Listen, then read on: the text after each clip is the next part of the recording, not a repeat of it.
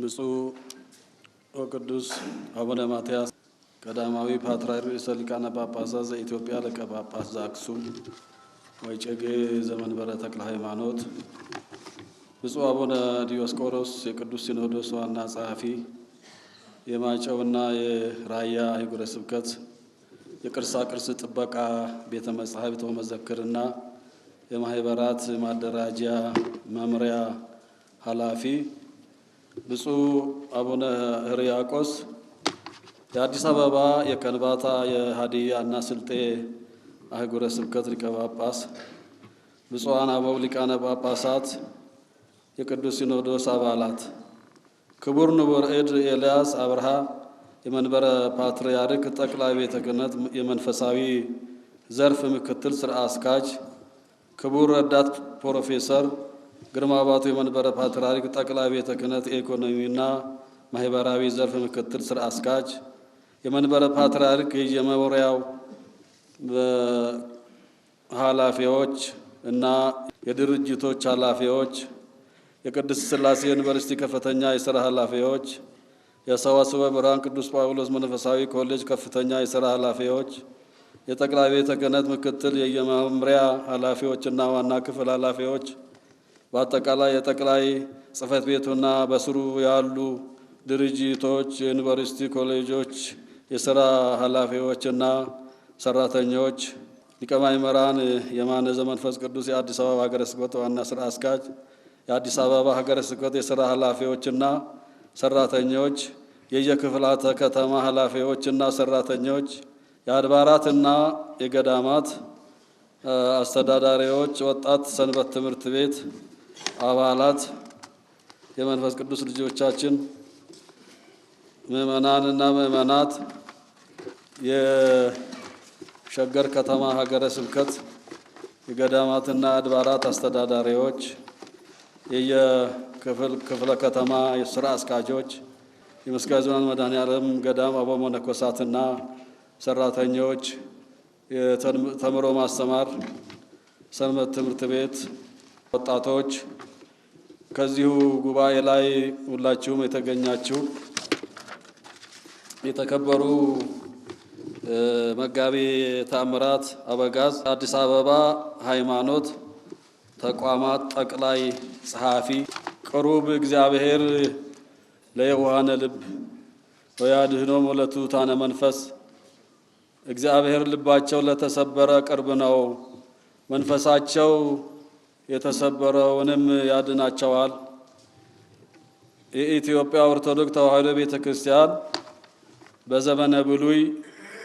የብሉይ ኪዳንን አስተምህሮ በአዲስ ኪዳን ደግሞ በጃንደረባው አማካይነት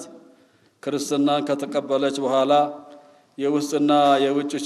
ችግሮች ቢኖሩም ዘመናትን በመሻገር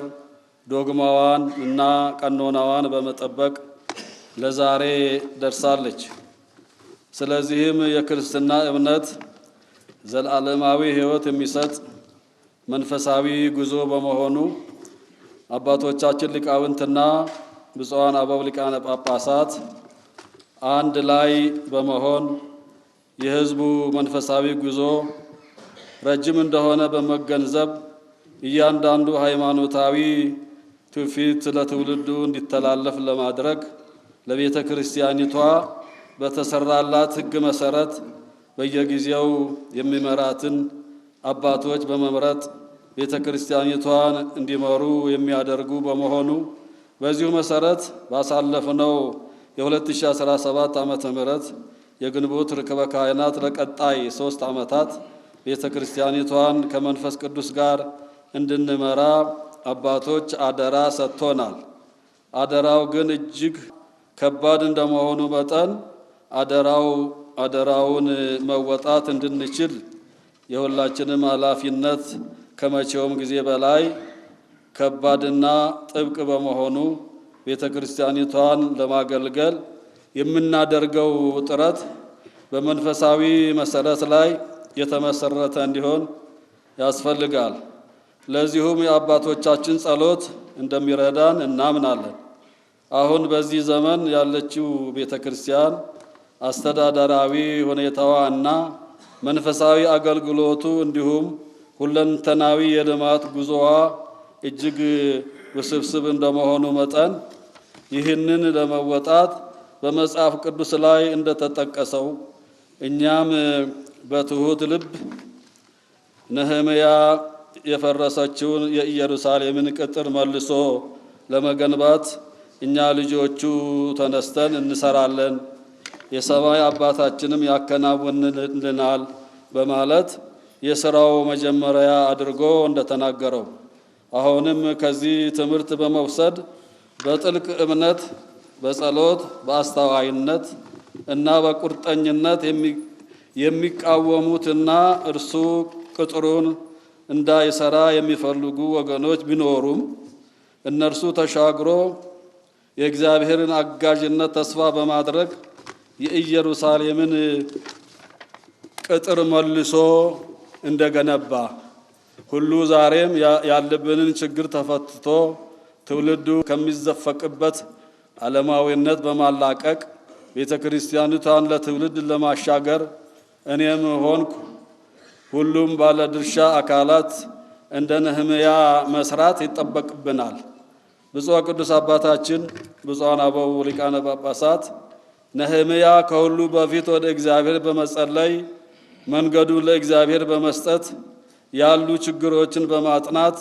የፈረሰውን ቅጥር በምሽት ዞሮ በማየት ቅጥሩ ለመፍረስ የቻለበትን ችግር ተረድቶ እንደገና እንዳይፈርስ ለማድረግ ለመገንባት እንደጀመረ ሁሉ ከኛ ቀደም ብሎ በቦታው ላይ ለነበሩት አባቶች ዘመናቸው በፈቀደላቸው መጠን እንደሰሩት እኛም ዛሬ ቤተክርስቲያን ወደፊት እንድትራመድ እንደ ቀድሞ ክብሯ እና ገናንነቷ እንዳትታይ ያደረጓትን ችግሮች በማጥናትና በማየት በማቀድ መስራት እንደሚገባን ይጠቁመናል። እርግጥ በነህምያ ዘመን የነበሩት አንዳንድ ወገኖቹ የእርሱን ሐሳብ እና የእግዚአብሔርን መንገድ ባለመረዳት ቅጥሩን መልሶ መገንባት እንደማያስፈልግ በጦቢያ እና በጌሼም የሚመሩ ተቃዋሚዎች ተነስተው በማስፈራራትና በማፌዝ ሴራ ቢያሴሩበትም እርሱ ግን እጅ ባለመስጠት እኛ ልጆቹ ተነስተን እንሰራለን፣ የሰማይ አምላክ ያከናውንልናል በማለት በጸሎት በንቃት እንደተቋቋማቸው ሁሉ